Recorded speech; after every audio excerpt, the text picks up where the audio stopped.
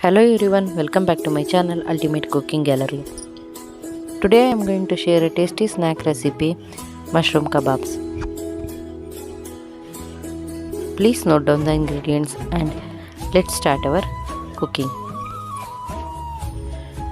Take 200 grams of mushrooms in a bowl.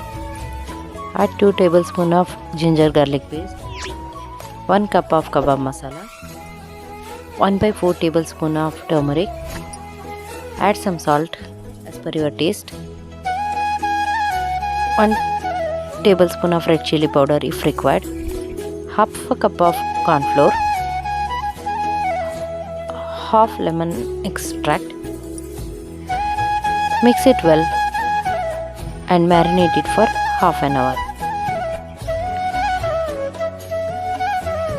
Now heat some oil in a kadai.